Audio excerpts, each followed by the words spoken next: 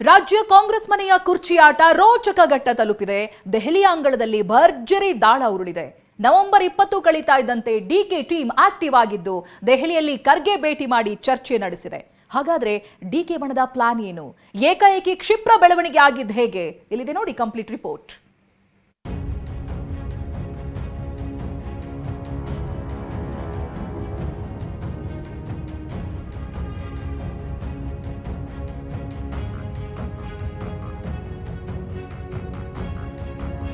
ರಾಜ್ಯ ಕಾಂಗ್ರೆಸ್ ಪಾಳಯದಲ್ಲಿ ಕ್ಷಿಪ್ರ ಕ್ರಾಂತಿ. ಡಿಕೆ ಬಣದಿಂದ ದೆಹಲಿ ಟೂರ್, ಸಿಎಂ ಬಣದಿಂದ ಡಿನ್ನರ್. Mega political development. ರಾಜ್ಯ ರಾಜಕೀಯದಲ್ಲಿ ಅತಿ ದೊಡ್ಡ ಕ್ಷಿಪ್ರ ಕ್ರಾಂತಿ ಆಗ್ತಿದೆ. ಏನೂ ಇಲ್ಲ ಎನ್ನುತ್ತಲೇ ಎರಡು ಬಣಗಳಿಂದ ದಾಳ ಉರುಳ್ತಿದೆ. ನಿನ್ನೆ ಏಕಾಏಕಿ ದೆಹಲಿಗೆ ಹಾರಿರೋ ಟೀಮ್ ತಡರಾತ್ರಿ ಮಲ್ಲಿಕಾರ್ಜುನ ಖರ್ಗೆ ಅವರನ್ನ ಭೇಟಿ ಮಾಡಿದೆ. ಡಿಸಿಎಂ ಡಿಕೆಗೆ ಸಿಎಂ ಸ್ಥಾನ ನೀಡುವ ಬಗ್ಗೆ ಚರ್ಚೆ ನಡೆಸಿದೆ.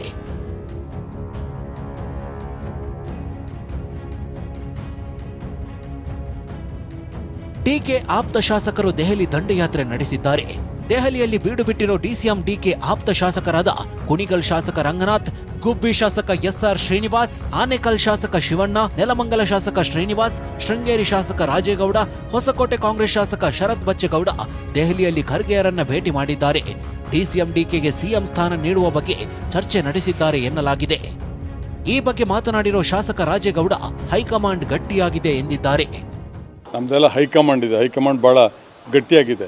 ಹೈಕಮಾಂಡ್ ಏನು ತೀರ್ಮಾನ ಮಾಡ್ತದೋ ಮತ್ತು ನಮ್ಮ ಜಿಲ್ಲೆಯಲ್ಲಿ ಮುಖ್ಯಮಂತ್ರಿ ಸಿದ್ದರಾಮಯ್ಯನವರು ಮತ್ತು ಡಿಕೆ ಶಿವಕುಮಾರ್ ಅವರು ಏನು ತೀರ್ಮಾನ ಮಾಡ್ತಾರೋ ಅದೇ ಅಂತಿಮ. ಡಿಕೆ ಸೂಚನೆಯಂತೆ ದೆಹಲಿ ದಂಡಯಾತ್ರೆ. 2.5 ವರ್ಷದ ನಿರ್ಣಾಯಕ ದಿನವೇ ದಿಲ್ಲಿ ಪರೇಡ್ ನಡೆಸಿರೋ ಡಿಕೆ ಬೆಂಬಲಿಗರು ಪವರ್ ಶೋ ನಡೆಸುತ್ತಿದ್ದಾರೆ. ನವೆಂಬರ್ 20ರವರೆಗೆ ಒಂದು ಲೆಕ್ಕ, 21ರವರೆಗೂ ಇನ್ನೊಂದು ಲೆಕ್ಕ. ಹೀಗಾಗಿ ನವೆಂಬರ್ 20ರ ತನಕ ಮೌನವಾಗಿರುವಂತೆ ಆಪ್ತರಿಗೆ ಡಿಕೆ ಸೂಚನೆ ನೀಡಿದ್ರಂತೆ. ನಮಗೆ ಹೇಳವ್ರೆ, ಯಾರು ಏನು ಮಾತಾಡ್ತಾರಪ್ಪ ಅದೆಲ್ಲ ಹೈಕಮಾಂಡ್ ತೀರ್ಮಾನ ಮಾಡ್ತದೆ ಅಂತೇಳಿ ಎಲ್ರಿಗೂ ಹೇಳವ್ರೆ. ಅದೆಲ್ಲ ಶಾಸಕರುಗಳಿಗೆ ಹೇಳವ್ರೆ. ಎಲ್ಲರನ್ನೂ ಕೂಡ ಅವ್ರ ಬಗ್ಗೆ ಅವ್ರ ಪರವಾಗಿ ಮಾತಾಡ್ತಕ್ಕಂಥ ಎಲ್ರಿಗೂ ಕೂಡ ಏನೂ ಮಾತಾಡಬೇಡಿ, ನೀವು ಹೈಕಮಾಂಡ್ ಇದೆ, ಹೈಕಮಾಂಡ್ ವಾಚ್ ಮಾಡ್ತಾ ಇದೆ, ಹೈಕಮಾಂಡ್ ತೀರ್ಮಾನ ಮಾಡ್ತದೆ ಅಂತ ಹೇಳವ್ರೆ.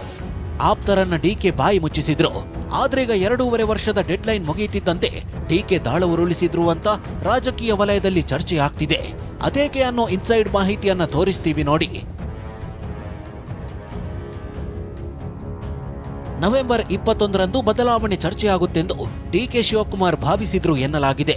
ಆದರೆ ಬಿಹಾರ ಚುನಾವಣೆಯಲ್ಲಿ ಹಿನ್ನಡೆಯಾದ ಕಾರಣ ಎಐಸಿಸಿ ಕುಗ್ಗಿ ಹೋಗಿದೆ.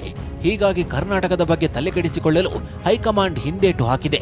ಯಾವುದೇ ಚರ್ಚೆಗೂ ವೇದಿಕೆಯನ್ನ ಹೈಕಮಾಂಡ್ ಕಲ್ಪಿಸಿಲ್ಲ. 2 ದಿನ ಕಾದ್ರೂ ರಾಹುಲ್ ಭೇಟಿ ಸಾಧ್ಯವಾಗದೆ ಡಿಕೆ ಶಿವಕುಮಾರ್ ಬರಿಗೈನಲ್ಲೇ ವಾಪಸ್ಸಾಗಿದ್ರು.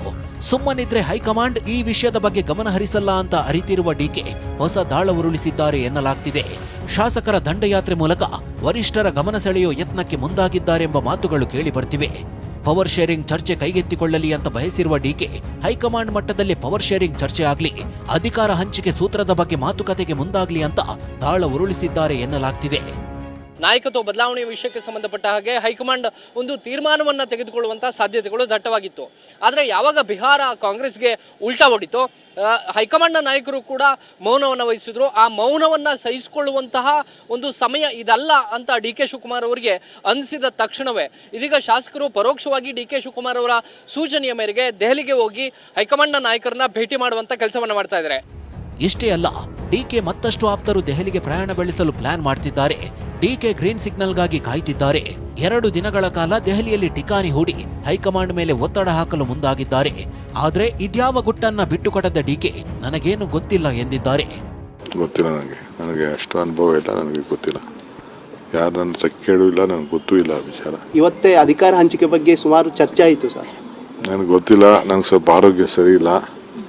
ಸೊ ಅದಕ್ಕೆ ನಾನು ಎಲ್ಲೋ ಮನೆಯಿಂದ ಈಚೆ ಬರಲಿಲ್ಲ. ಈಗೂ ನಾನು ಸ್ನಾನನೂ ಮಾಡಿಲ್ಲ. ಸ್ವಲ್ಪ ಹಾಸ್ಪಿಟ್ಲಿಗೆ ಯಾರೋ ನನ್ನ ಫ್ರೆಂಡ್ ಒಬ್ಬರಿಗೆ ಏನೋ ಸ್ವಲ್ಪ ತೊಂದರೆ ಆಗಿತ್ತು, ಸ್ವಲ್ಪ ನೋಡೋಕ್ಕೆ ಹಾಸ್ಪಿಟ್ಲಿಗೆ ಹೋಗಿತ್ತು. ಸರ್, ಇವತ್ತು ಸಿಎಂ ಅವರು ನಾನು 5 ವರ್ಷನೂ ನಾನೇ ಸಿಎಂ ಆಗಿರ್ತೀನಿ ಅಂತ ಮೈಸೂರಲ್ಲಿ ಹೇಳಿದ್ದಾರೆ. ಸರ್ಕಾರಕ್ಕೂ ಏನೋ ಆಗಲ್ಲ ಅಂತ. ಭಾಳ ಸಂತೋಷ. ಯಾರು ಇಲ್ಲ ಅಂತ ಹೇಳಿದವರು, ನಾವು ಯಾರು ಅವರು ಸಿಎಂ ಆಗಿರಲ್ಲ ಅಂತ ಯಾರು ಕ್ವಶನ್ ಮಾಡಿಲ್ಲ. ಅವ್ರಿಗೆ ಸಿಎಂ ಆಗಿ ನಮ್ಮ ಪಕ್ಷ ಜವಾಬ್ದಾರಿ ಕೊಟ್ಟಿದೆ. ನಾವೆಲ್ಲ ಒಟ್ಟಿಗೆ ಕೆಲಸ ಮಾಡ್ತೇವೆ. ಈ ಬೆಳವಣಿಗೆ ಮಧ್ಯೆ ಡಿಕೆ ಶಿವಕುಮಾರ್ ನಿವಾಸಕ್ಕೆ ಡಿಕೆ ಸುರೇಶ್ ಆಗಮಿಸಿದ್ದಾರೆ. ಅತ್ತ ಡಿಕೆ ಬಣ ದೆಹಲಿಯಲ್ಲಿ ಠಿಕಾಣಿ ಹೂಡಿದ್ರೆ, ಇತ್ತ ಸದಾಶಿವನಗರದ ಮನೆಯ ಬಾಲ್ಕನಿಯಲ್ಲಿ ಡಿಕೆ ಶಿವಕುಮಾರ್ ಅತ್ತಿಂದಿತ್ತ ಓಡಾಡ್ತಿದ್ದಾರೆ.